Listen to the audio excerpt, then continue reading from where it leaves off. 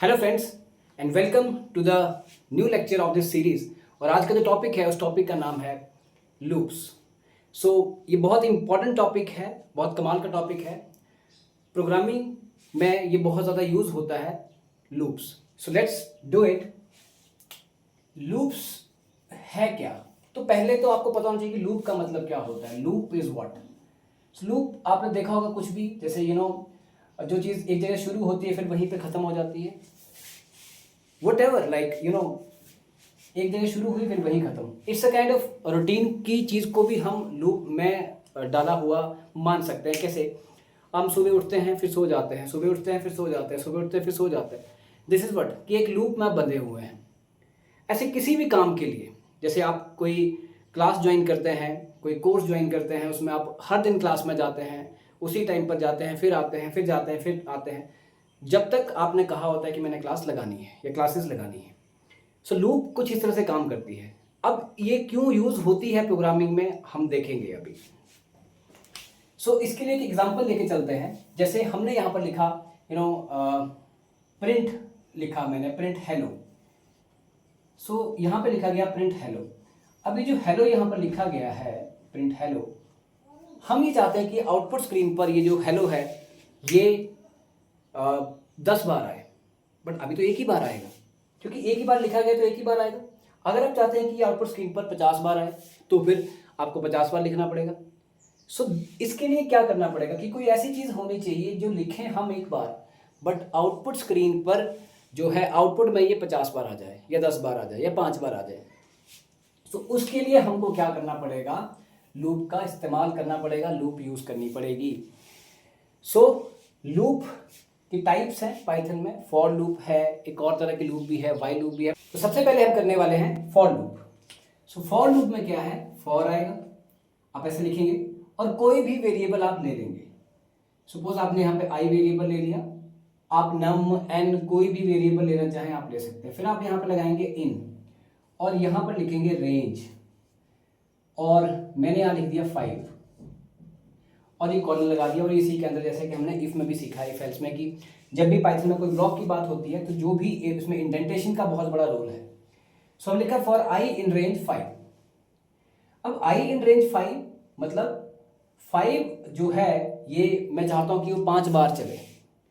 पर अब ये चलेगा कैसे? होता क्या है, जैसे आई वेरिएबल है, आई वेरिएबल आपने यहाँ पर वर्क में जब भी आपको लूप के क्वेश्चंस करने होंगे, लूप के क्वेश्चन करने हैं, तो आपको क्या करना है? साइड में नोटबुक पे ही करने हैं और एक बॉक्स सा बना लेना है ऐसे करके, और उसके बाद करना है। आप कोशिश करें कि आप सबसे पहले नोटबुक पे ही सारे के सारे क्वेश्चन सॉल्व करें, नोटबुक्स पर, क्योंकि कंप्यूटर पे जाना वो है जब आप उसमें एक्सपर्टीज हो जाती है आपकी। क्योंकि होगा कि आप देखो, आपको कोई क्वेश्चन दिया जाएगा, आप कंप्यूटर के सामने बैठेंगे या लैपटॉप के सामने बैठेंगे, आप उसी वक्त सोचेंगे भी, तो क्यों अपनी आंखें खराब करनी है? बिलीव मी, क्योंकि ये प्रोग्रामिंग बनाई तो इंसान नहीं है, तो पहले जो भी प्रोग्राम होता है वो दिमाग में आता है और उसके बाद जो है वो कंप्यूटर में लिखा जाता है।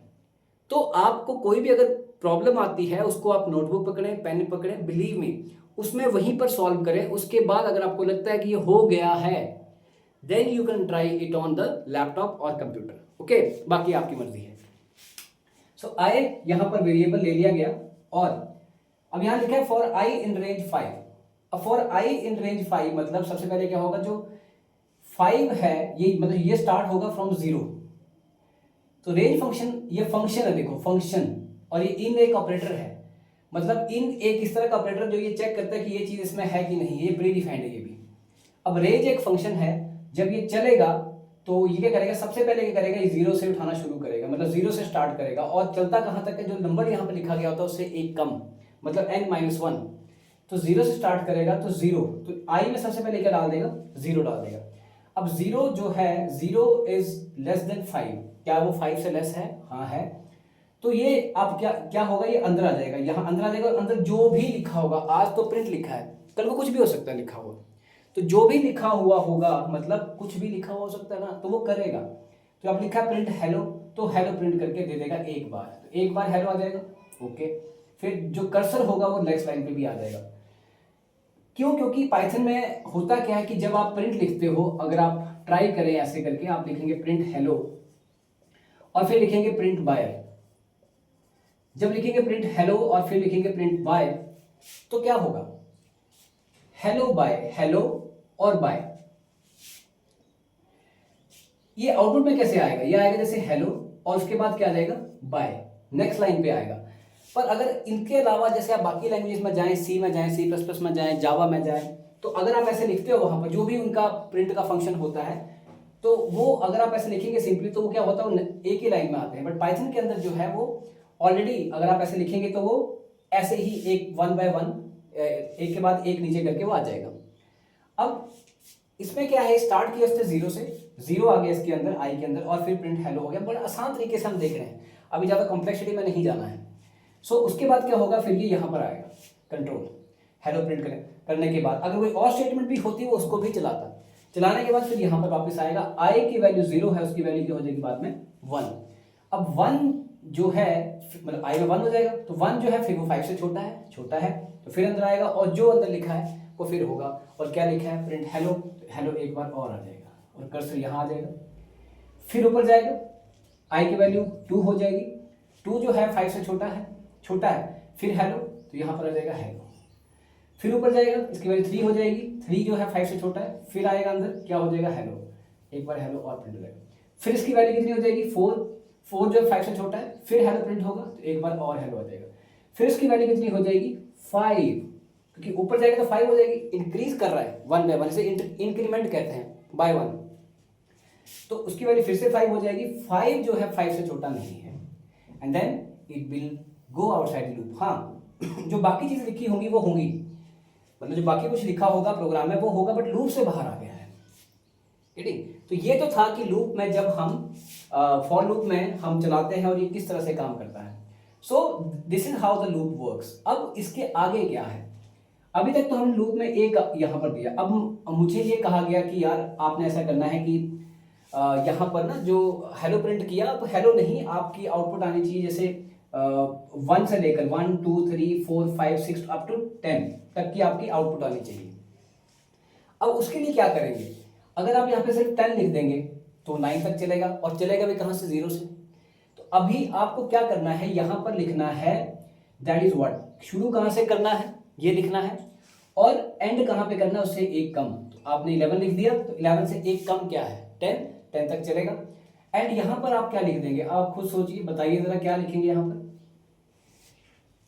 क्या लिख सकते हैं, वो चीज जिसमें एक बार 1 आ रहा है, फिर 2 आ रहा है, फिर 3 आ रहा है, फिर 3 आ रहा है, 4 आ रहा है, 5 आ रहा है, ऐसी कौन सी यहाँ पर चीज है जिसमें ये पहले 1 आ रहा है, फिर 2 आ रहा है, फिर 3 आ रहा है, फिर 4 आ रहा है। तो ये आए, तो आए में सबसे पहले, अब ना जब वो 2 आर्गुमेंट लेता है तो एक बन जाता है स्टार्टिंग और एक बन जाता है एंड -1। एक बन जाएगा स्टार्ट और एक हो जाएगा एंड -1। उसके बाद क्या होगा कि ये लूप चलना शुरू होगी, तो सबसे पहले क्या होगा, आई वो स्टार्ट कहाँ से करेगा 1 से, तो 1 से शुरू करेगा तो आई में क्या आ जाएगा 1 आ जाएगा, 1 आ जाएगा। 1 के बाद अगर आप देखें तो 1 जो है वो 11 से छोटा है, ऑब्वियसली छोटा है, फिर अंदर आएगा, बट यहाँ पे क्या लिखा जाए, तो यहाँ पर लिखा जाएगा आई, क्योंकि आई ही एक ऐसा वेरिएबल है जो जिसमें पहले 1 आ रहा है, फिर 2 आ रहा है, फिर 3 आ रहा है, फिर 4 आ रहा है।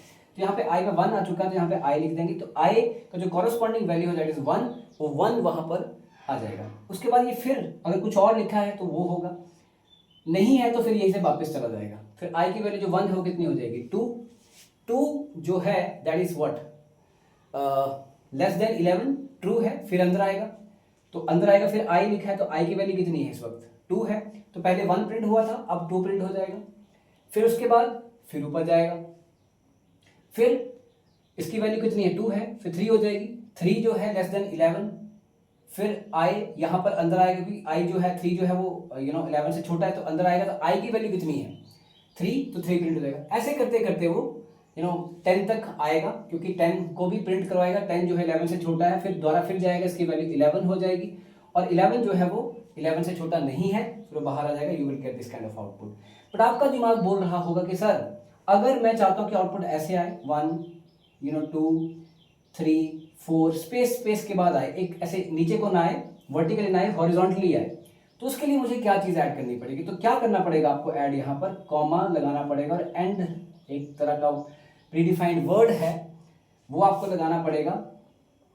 और यहाँ पर आपको सिंगल कोट्स में चाहे डबल्स में एक स्पेस डालना पड़ेगा। सिंगल कोट के बाद आप यहाँ पे एक स्पेस डालेंगे और यहाँ पे स्पेस लगा देंगे।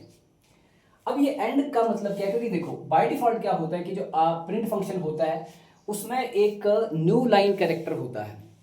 न्यू लाइन कैरेक्टर का मतलब है कि जब भी वो प्रिंट करेगा तो ऑटोमेटिकली क्या करेगा, उसको उठाएगा और नेक्स्ट लाइन पे ले आएगा। हमने वो क्या कहा कि भाई एंड जो न्यू लाइन कैरेक्टर से हो रहा था उसको न्यू लाइन से एंड मत करो, आप स्पेस से एंड कर दो उसको। तो हमने उसका न्यू लाइन को ब्रेक कर दिया और हमने कहा कि तुम स्पेस से एंड करो। अब स्पेस से एंड करो या बीच में स्टार से एंड करो या बीच में कॉमा लगाना है उससे एंड करो। मतलब अगर आप कॉमा लगा देंगे तो क्या होगा, पहले 1 प्रिंट होगा, फिर नीचे नहीं जाएगा, फिर कॉमा भी आ जाएगा, फिर अगली बार 2 कॉमा 3 कॉमा। तो बट अभी मैंने स्पेस कहा है तो क्या होगा, पहले प्रिंट 1 होगा, फिर स्पेस, फिर 2, फिर स्पेस, फिर 3 स्पेस, फिर 4 स्पेस, ऐसे करते करते 10 स्पेस तक ये प्रिंट हो जाएगा और आपको ऐसे करके आउटपुट मिल जाएगी। ये तो हो गया कि जब रेंज फंक्शन 2 आर्गुमेंट लेता है। जब रेंज फंक्शन 3 आर्गुमेंट लेता है तो क्या होता है, जैसे मान लो मैंने यहां पे 2 लिख दिया, अब क्या होगा इस केस में, क्या होगा, और अगर आपने ऐसे लिखा है तो ये 2 का मतलब क्या है, ये है 2 का इंक्रीमेंट। मतलब 1 है तो अगला इंक्रीमेंट 2 का, तो जैसे 1 2 तो फिर क्या आएगा 3, फिर 4 3 4, फिर क्या आएगा 5, फिर क्या आएगा 7, फिर क्या आएगा 9। This will be the increment. सो सबसे पहले क्या होगा, आएगा 1, ओके। फिर इंक्रीमेंट कितने का है, 2 का है, तो 1 के बाद क्या आएगा 3, स्पेस के बाद फिर कितना आएगा 5, फिर कितना आएगा 7, फिर कितना आएगा 9, और फिर ये अब लिखा तो आपने 11 है तो 9 के बाद तो ये 11 पे जंप करेगा, बट जो भी यहाँ लिखा होता है वो से एक कम तक चलता है जो कि 10 तक चलेगा। 10 तक चलना है, बट 9 के बाद जो इंक्रीमेंट 2 का हो रहा है वो तो 11 का हो रहा है, तो ये 9 पर ही रुक जाएगा। अगर आप यहाँ पे 12 करते हैं तो 11 आएगा, ये चीज़ का ध्यान रखना है। अब जैसे 1 है, यहाँ पर आप 1 से भी स्टार्ट कर सकते हैं, 2 से भी स्टार्ट कर सकते हैं, और यहाँ पर जो आप इंक्रीमेंट दे रहे हैं ये 3 का भी दे सकते हैं, 4 का भी दे सकते हैं। और 1 का इंक्रीमेंट देने का फायदा नहीं है, क्योंकि 1 का जो इंक्रीमेंट है वो तो ऑब्वियसली 1 से तो इंक्रीमेंट उसमें होना ही है। तो दिस इज हाउ, तो ये हो गया स्टार्ट, ये हो गया एंड -1 और ये हो गया increment. This is how your loop works, okay. तो अभी ये है, फिर बाकी अगले लेक्चर में। Thank you very much.